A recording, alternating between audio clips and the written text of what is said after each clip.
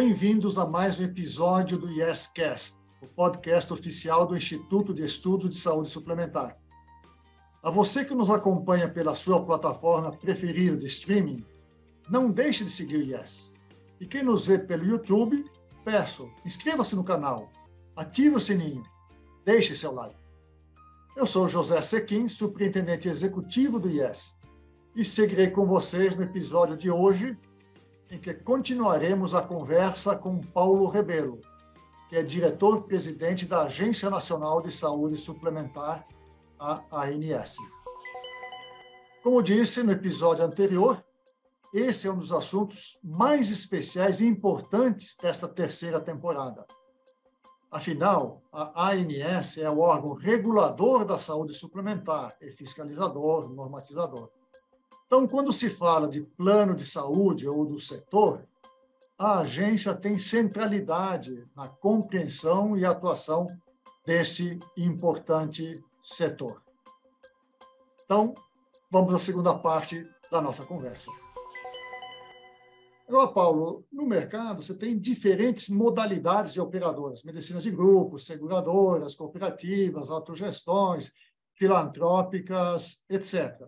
E diferentes tamanhos. Há empresas grandes, que são milhões de beneficiários, e há muitas empresas pequenas, com poucos, com 1.000, quem sabe 5.000, menos de 10.000 beneficiários. O que eu queria que você discorresse um pouco é sobre as regras e o acompanhamento que a ANS faz, se elas são adaptadas ou não à categoria de operadora, à modalidade e ao porte. Como é que isso funciona, Paulo? Bom, todas as operadoras e administradores de benefício, elas são monitoradas pela agência, obviamente tem uma análise de informação que é enviada à agência periodicamente, através do DIOPS, ou seja, a cada 3 meses a gente recebe essas informações. Nós temos, no caso, as regras prudenciais, que têm como objetivo que é exatamente zelar pela liquidez, pela solvência do setor, e as suas exigências, no caso, são proporcionais aos riscos que são assumidos por cada operadora em sua atividade na gestão de plano de saúde. Ou seja, mais recentemente fizemos na verdade, publicamos uma norma de proporcionalidade, que é exatamente ter um foco e ter o olhar exatamente nessa linha que o senhor já mencionou. Na verdade, temos operadoras pequenas que correspondem a quase 58% do mercado, das 694 operadoras que nós temos hoje, 38% das médias operadoras e 11% que são as operadoras, são as grandes. Então, há necessidade de se ter um olhar diferenciado para isso, e a regulação vem avançando nesse sentido. Tanto mais recentemente, nós fizemos uma outra norma, uma outra publicação, que foi a exigência do capital e os ativos garantidores que recaem sobre essa operadora. A gente mudou esse modelo do que antes era uma margem de solvência para o capital baseado em risco, que aí eu faço uma analogia e uma comparação, é como se você tivesse pegar um alfaiate e colocar elaborar um terno nas suas medidas, ou seja, esse é o modelo que está sendo implantado pela agência. Então, temos sim esse olhar na gestão do risco. A gente também possibilita, no caso, calibrar essas exigências que nós temos. Então, a agência vem olhando, vem evoluindo, vem avançando exatamente nesse olhar diferenciado, olhando as pequenas, as médias e as grandes operadoras. Há um mundo a se falar sobre essa diferenciação de porte, etc. Mas acho que seus esclarecimentos já foram excelentes e podemos mudar um pouco de assunto. Um assunto que eu queria te ouvir é um pouco sobre o alcance da regulação da ANS. Obviamente, ela regula as operadoras. Ela regula as relações de operadoras com beneficiários, por suposto. Mas e na questão dos prestadores, como clínicas, laboratórios, hospitais, etc., ela alcança a regulação desse setor ou não? Se não alcança, como é que você equaciona um mercado em que uma parte dele, um segmento dele é regulado e a outra parte não é? Parte dos prestadores não é, das operadoras é regulado. Como você vê essa questão, Paulo? Bom, a NST ela tem as suas competências definidas em lei, e é fundamental que a gente não perca isso de vista. A agência reguladora ela não pode interferir naquilo que não for da sua competência. Na verdade, a atuação e a regulação nossa se restringe a as operadoras de plano de saúde, mas, obviamente, a gente tem toda uma relação com os prestadores, e aí é através do diálogo, através das regulações indutivas que nós fazemos, estimulando exatamente cada vez mais a implantação de iniciativas para melhorar a qualidade e a adoção de boas práticas dentro do setor, dentro do mercado, ou seja, visando a boa relação entre o prestador e a operadora, que isso acontece, obviamente, mas a gente tem um ambiente que, obviamente, a gente não tem a força, não tem o amparo legal de determinar o que é que pode ser feito ou o que vai deixar de ser feito pelo prestador. Repito, a nossa atuação se restringe à questão da operadora, mas temos espaço, a exemplo da própria CATEC, que é um espaço, uma câmara técnica de diálogo, de conversa com todo o setor, em que o prestador e a operadora e também o beneficiário está junto, dialogando, encontrando soluções. Então, a agência vem, através da sua regulação, numa lógica de um aperfeiçoamento normativo, de um processo regulatório cada vez mais proativo, avançando na transparência, na disponibilização de dados, de informação, exatamente para que não haja a redução, tentando, obviamente, sempre mais a redução da assimetria de informação e, obviamente, respeitando a nossa competência definida em lei, que, obviamente, se restringe à atuação junto às operadoras de plano de saúde. Beleza. Eu queria entrar agora no outro tema, que é o chamado rol, e a ANS tem competência para definir o rol de procedimentos de cobertura obrigatória. Me parece que o assunto, pelo menos do ponto de vista legal jurídico, está equacionado. Existe uma lei que define que o rol é exemplificativo, não é mais taxativo como vinha sendo tratado no passado. Você poderia falar para os nossos ouvintes o que é um rol taxativo, o que é um rol exemplificativo e como essa mudança funciona ou afeta as pessoas e as operadoras? Alguma consequência essa redefinição deve ter tido, está acontecendo? Como é que você vê essa questão, Paulo?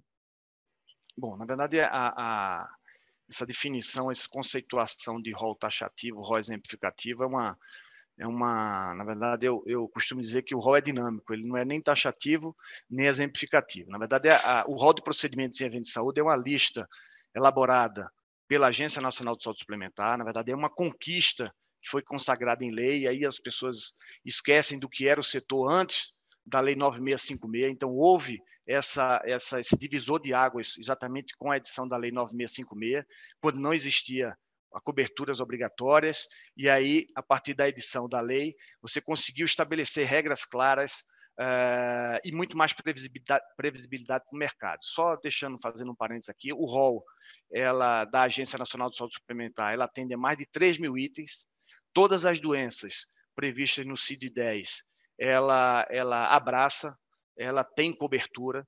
Então, houve, na verdade, uma iniciativa por parte teve um processo que tramitou junto ao Superior Tribunal de Justiça, em que entendeu que o rol é taxativo, que é a lógica que a agência sempre defendeu, o rol dinâmico.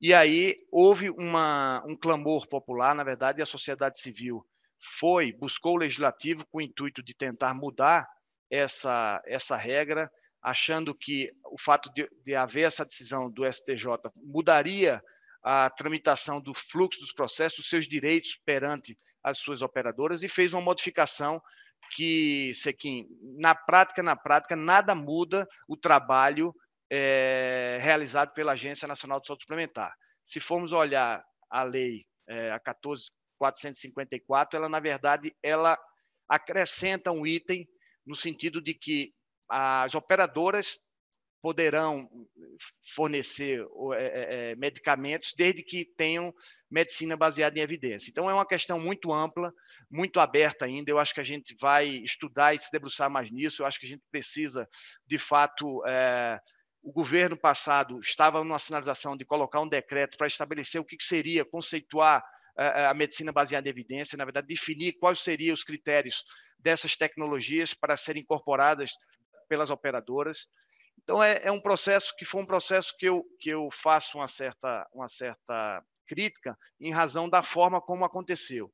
Se nós observarmos que a Constituição de 88 previa a possibilidade da regulação do setor regulado ser do setor de saúde ser a iniciativa privada atuar nesse setor, e passou-se 10 anos para que ele pudesse ser editado a Lei 9656, e num processo judicial que demorou 6 anos, em que houve contraditória, ampla defesa, num processo rápido, célere, dentro de um ambiente que não era um ambiente adequado para a discussão, para o debate, até porque nem houve, e num prazo de pouco mais de um mês, ou um mês e pouco, você fazer uma modificação de uma lei, como eu já mencionei, esse tempo todo de discussão, esse tempo de debate, eu acho que as consequências são complexas, eu acho que a gente precisa analisar com calma. De fato, a gente não tem como mensurar hoje quais são os impactos ainda dentro do setor.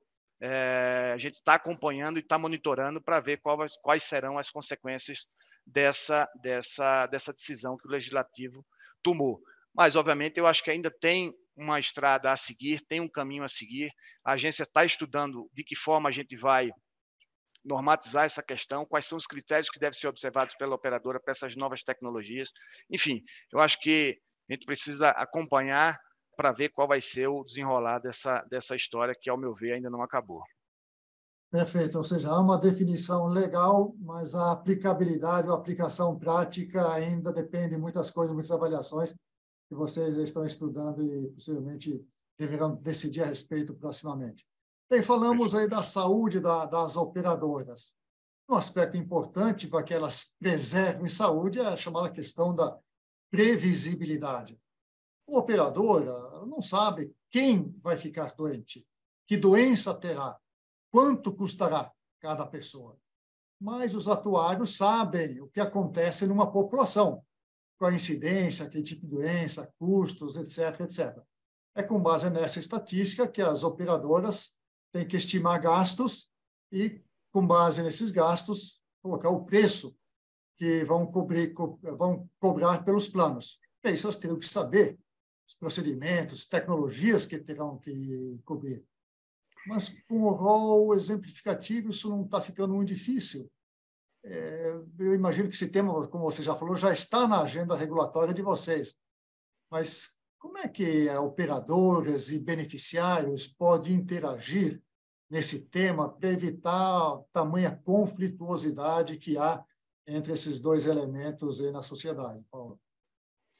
Bom, esse é um tema, na verdade, sim. Nós temos uma agenda regulatória, só trazendo um pouco, a agenda regulatória é um instrumento exatamente de planejamento regulatório da agência, na verdade, que orienta a atuação da agência e estabelece, novamente, os assuntos prioritários que foram definidos pela agência e por toda a sociedade. Obviamente, há um amplo debate, há uma discussão, uma participação social expressiva relacionada à nossa agenda regulatória. Então, esse é um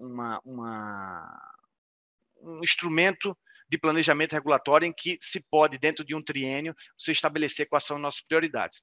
De fato, esse tema relacionado ao rol da ANS, o rol taxativo, exemplificativo, como você mencionou, na verdade é uma situação que foge um pouco dessa nossa competência, uma vez que cabe ao legislativo, de fato, legislar, e cabe à agência, obviamente, normatizar aquilo que foi aprovado pelo legislador. Então, no caso específico, há uma situação que já foi aprovada, que já está concretizada e sedimentada. Obviamente, tem algumas questões que é exatamente as exceções que ficaram estabelecidas na 14.454, que é o que a gente pode avançar através do debate, através da discussão, para que, obviamente, possa haver mais previsibilidade. Como você bem mencionou, um rol aberto em que tudo é possível, muito me perguntam qual o impacto do rol sendo exemplificativo dentro do setor de saúde suplementar. Essa é uma resposta difícil de se dar. Primeiro que eu não sei, eu acho que é difícil mensurar o que é que tem de tecnologia no mundo, porque tudo que é possível, tudo que está sendo ofertado no mundo é um possível tecnologia a ser incorporada dentro do setor de saúde suplementar, e obviamente você vai ter essa dificuldade com relação a, como você mencionou, os atuários, de prever qual o custo, qual o valor que vai ser cobrado dentro de uma mensalidade no setor de saúde suplementar. Então, é uma situação ainda que a gente ainda está acompanhando. O fato é que eu acho que vai haver uma judicialização tremenda, vai aumentar a judicialização em razão dessas incertezas que foram aprovadas na Lei 14.454, mas eu acho que é com o tempo que a gente vai conseguir dar essas respostas, Sequim. De fato, causou uma insegurança tremenda dentro do setor, mas, obviamente, houve aprovação e a gente precisa respeitar o que foi aprovado pelo legislador. Parece que há aqui uma certa ironia, porque a mudança teria sido feita para diminuir a judicialização do setor. E sua previsão é que não vai diminuir, pelo contrário, pode até estimular. Vai ser muito difícil, de fato, julgar o que é evidência, qual é a evidência aceitável, o que funciona, qual é a eficácia, enfim, esses critérios todos aí que podem ser utilizados tanto por quem demanda, quanto pela operadora, que tem que decidir se atende ou não atende. Eu acho que é muito importante a gente continuar nessa linha de troca de conhecimento e informações entre a ANS e os demais partes envolvidas, operadoras, beneficiários, prestadores, etc. Mas o que eu pediria para você falar um pouco sobre que questões relativas às operadoras, os beneficiários precisam prestar atenção, especialmente quando eles decidem qual plano de que operadora adquirir. Como a ANS e seus canais podem ajudar ou já estão ajudando essas pessoas nesse tipo de decisão, Paulo? Muito boa pergunta, Sequim. De fato, as operadoras, os beneficiários precisam estar atentos a essas operadoras, na verdade, que elas estejam atentas à qualidade do serviço que é prestado, obviamente, às demandas de seus clientes e ao cumprimento das normas que estão estabelecidas e previstas no setor.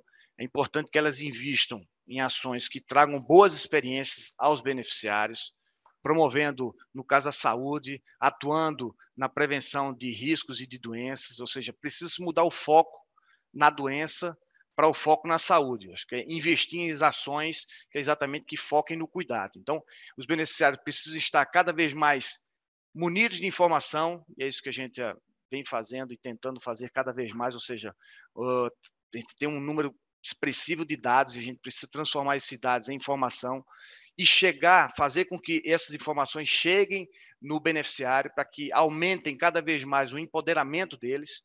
É fundamental, obviamente, que eles acompanhem a notícia da agência, dos nossos sites, nas redes sociais, participem das nossas consultas, das audiências públicas que são realizadas, dos conselhos de usuário.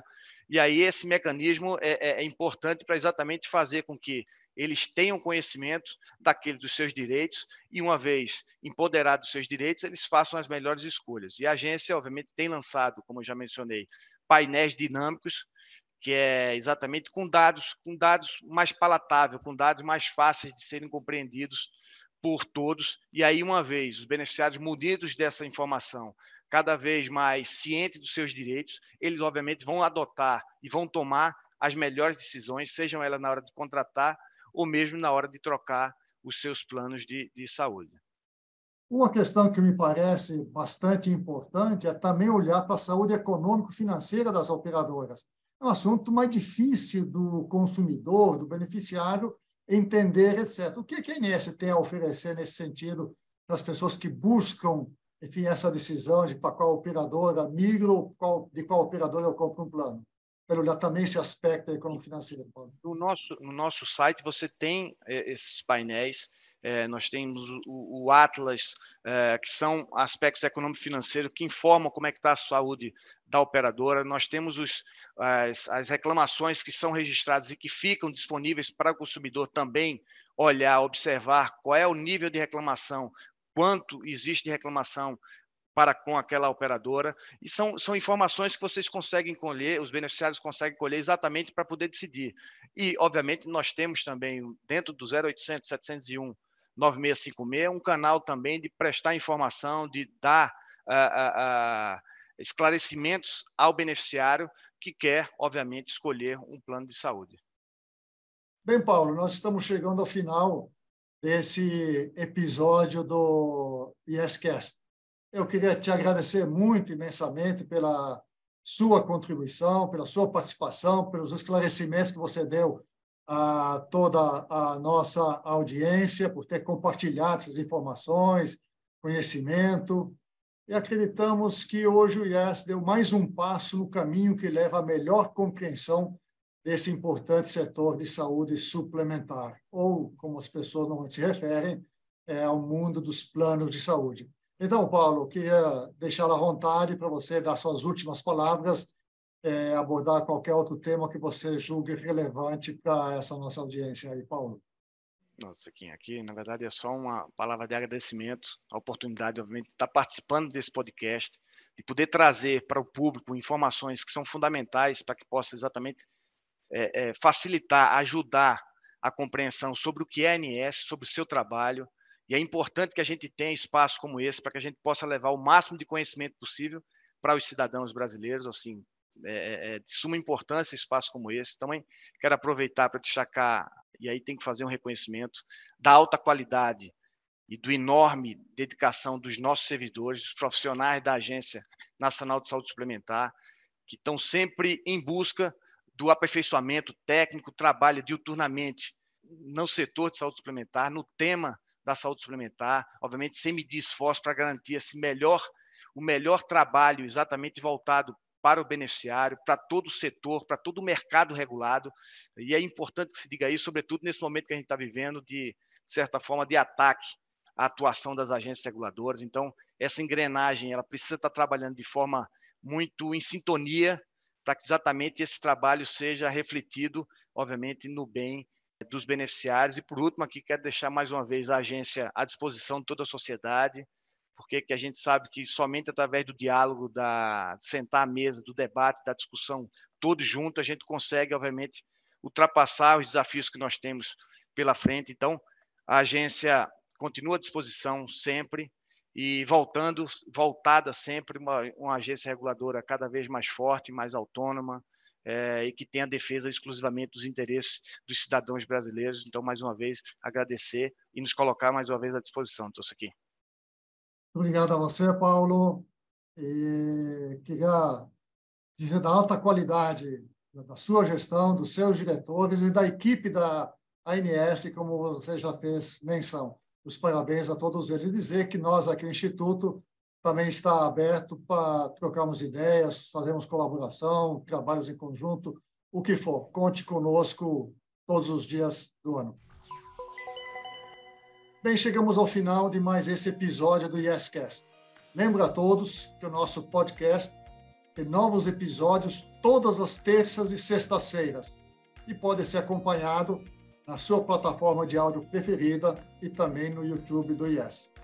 Bem, mais uma vez, agradeço a você, Paulo, e a você que nos acompanha à distância. Até o próximo episódio. Cuidem-se e fiquem bem. Muito obrigado.